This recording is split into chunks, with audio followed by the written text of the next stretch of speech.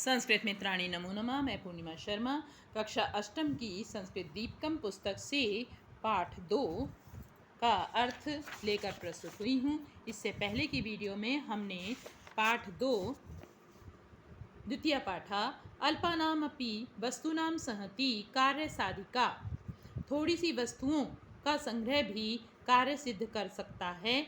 इस पाठ का आपको यहाँ तक अर्थ बता दिया था। वीडियो अधिक लंबी ना हो जाए इसलिए हमने इसको 2 भागों में बनाया है। अब आज दूसरा भाग शुरू करते हैं। तो जो नायक था वो अपने साथियों को एक कहानी सुना रहा है। पिछली वीडियो में आपने ये जाना, तो वो कौन सी कहानी है यहाँ पर हम पढ़ेंगे। अस्ति गोदावरी तीरे एको विशाला शाल्मली तरु।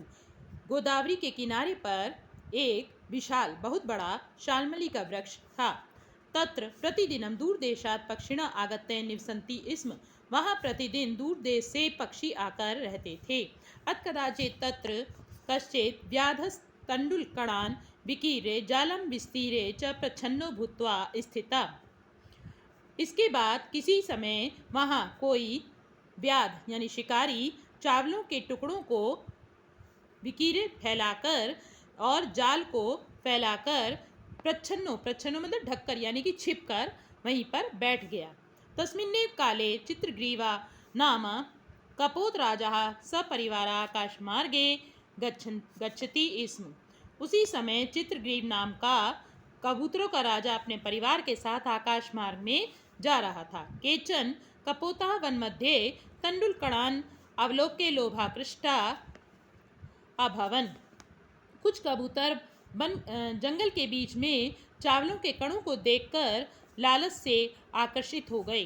ततो चित्रग्रीवा तंडुलकण लुब्धान कपोतान अवदत्।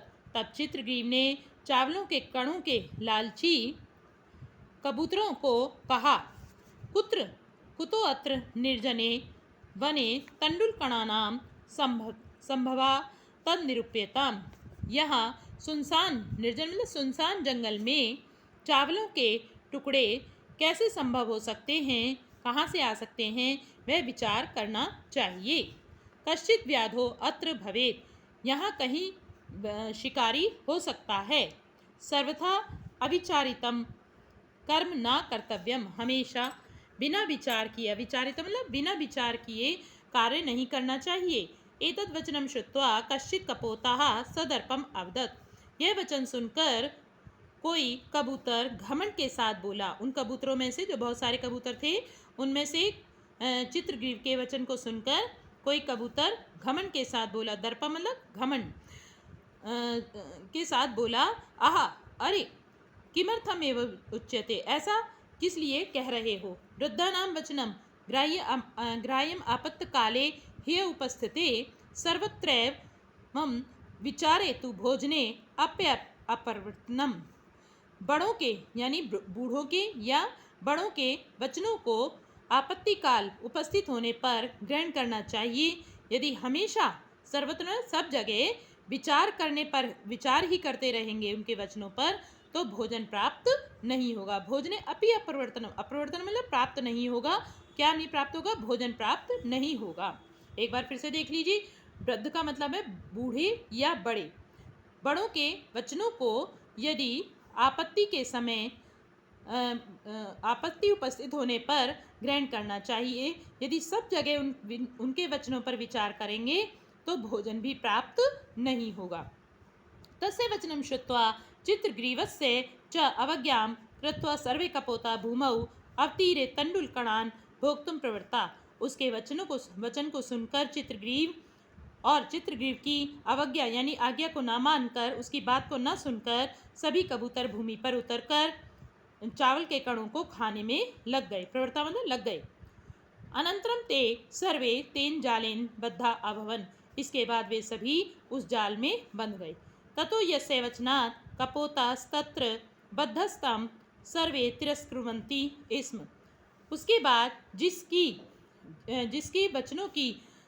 वचनों से कबूतर वहाँ बंध गए थे, सभी उसका अपमान कर रहे थे, सभी उसका अपमान करने लगे। यानी कि जिस कबूतर ने ये बात कही थी कि हम सब यहाँ पर इनके वचनों को नहीं सुनेंगे और हम चावल के कणों को खाएंगे। तो अब वो बंध गए जाल में।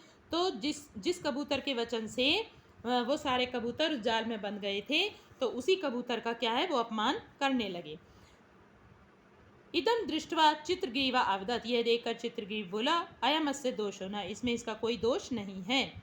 अनागत विपत्तिम को वा ज्ञातुम समर्था, आने वाली विपत्ति को कौन जानने में समर्थ है, यानी भविष्य की जानकारी किसे हो सकती है, तो आने वाली विपत्ति को कौन जानने में समर्थ है।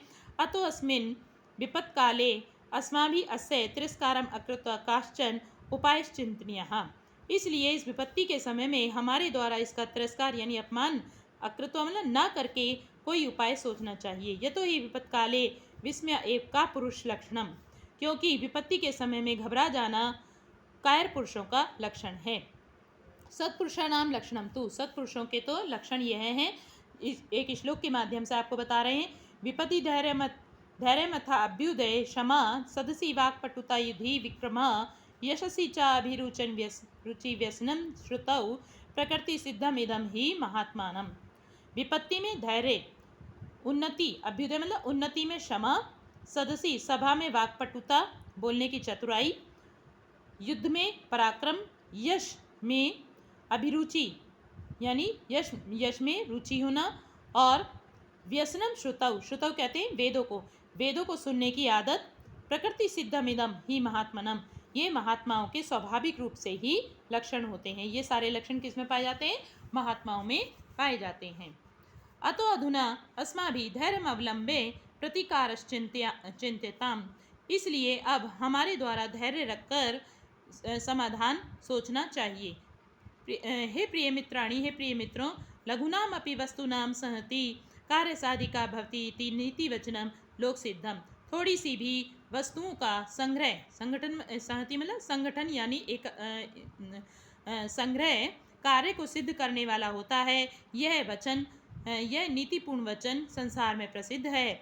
अतः अस्माभिः सर्वै एक चित्तीय भूये जालमादाय उड्डेताम, इसलिए हमारे द्वारा, हम सभी के द्वारा एक चित्त यानी एक होकर जाल को लेकर उड़ जाना चाहिए।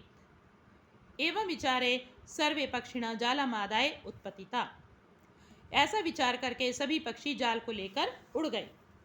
अनंतरम व्याधा सुदूरात जाला अपहार कान तान अवलोक्य पश्चात अधावत, इसके बाद वह शिकारी थोड़ी दूर तो जाल ले जाते हुए उनको देखकर पश्चात उनके पीछे दौड़ा।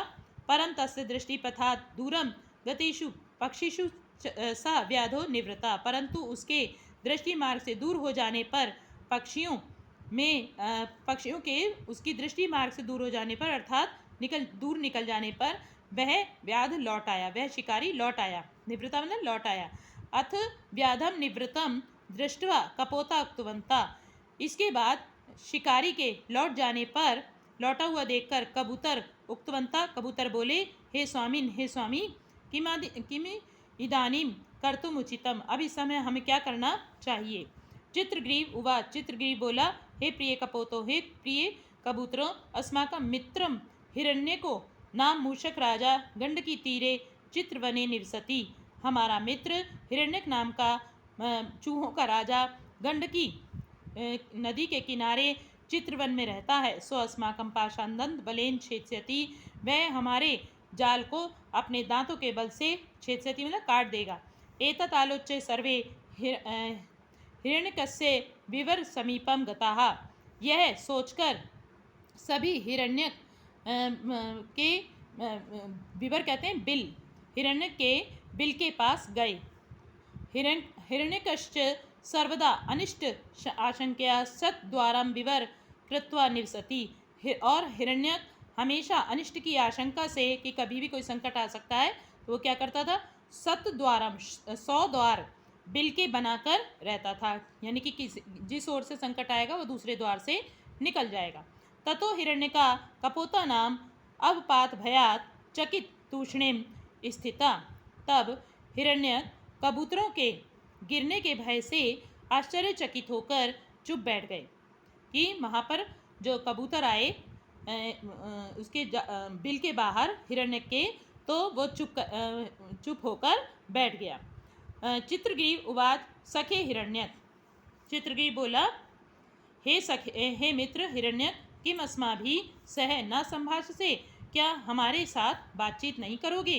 ततो हिरण्यक तद्वचनं प्रत्यभिज्ञाय आनंदेन त्वरया बहिः निस्सृत्य अब्रवीत्।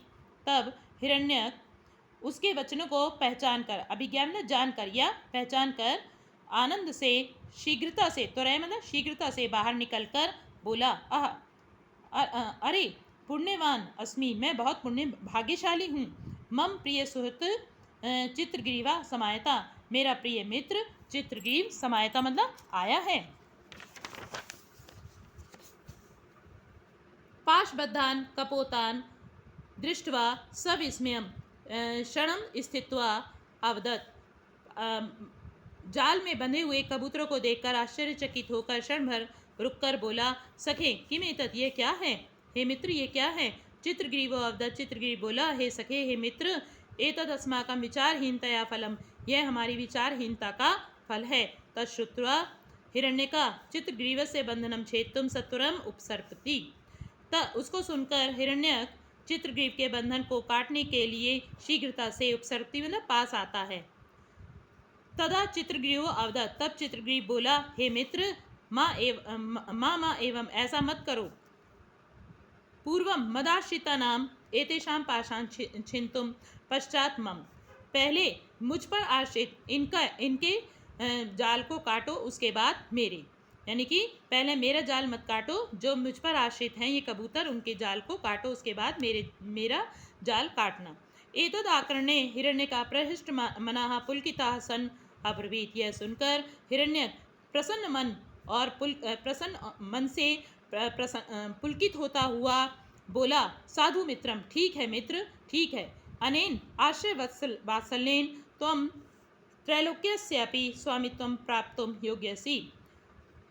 इन आश्रितों के प्रति प्रेम से तुम तीनों लोकों के भी स्वामित्व के भाव को, यानी तीनों लोकों के स्वामी बनने योग्य हो।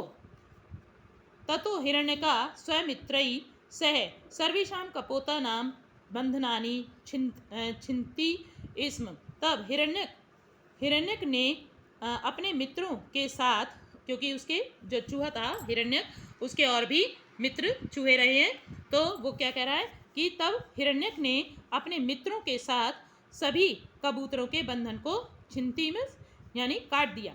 सर्वे कपोताः पाश विमुक्ता अभवन्, सभी कबूतर जाल से मुक्त हो गए।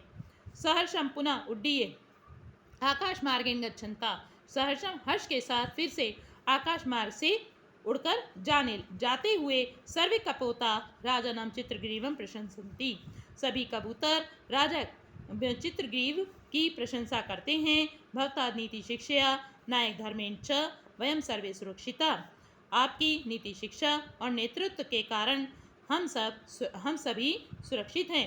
धन्यः वयम, हम सब धन्य हैं। कथां श्रावयित्वा नायका सर्वान् संबोधयति, कथा को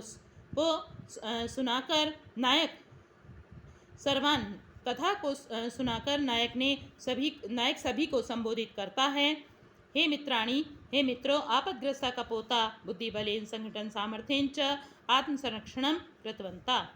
आपत्ति में पड़े हुए कबूतर अपनी बुद्धि के बल से और अपनी एकता की शक्ति से उन्होंने अपनी रक्षा की। तर्हि किमर्थं वयं संगठिता भूत्वा आत्मसंरक्षणं कर्तुं न शक्नुमः, तो किस लिए हम सब एक होकर अपनी रक्षा करने में समर्थ नहीं हो सकते। नायकस्य प्रेरक वचनैः उत्साहिता सर्वे अपि भयं शोकं संदेहं च विहाय सेतु निर्माण कार्ये संलग्ना जाता। नायक के प्रेरणा से भरे हुए वचनों से उत्साहित होकर सभी भय, शोक और संदेह को छोड़कर पुल के निर्माण के कार्य में लग गए। भगीरथ प्रयत्नैः सेतु निर्माणं कृत्वा तैः स्वीय प्राणाः अन्येषां च प्राणाः संरक्षिता। भगीरथ के प्रयत्न के द्वारा पुल निर्माण करके उन्होंने अपने प्राणों की और दूसरों के प्राणों की संरक्षिता मतलब रक्षा की। आज के लिए इतना ही। अगली वीडियो में हम इस पाठ के शब्दार्थ और अभ्यास कार्य के साथ मिलेंगे। धन्यवाद।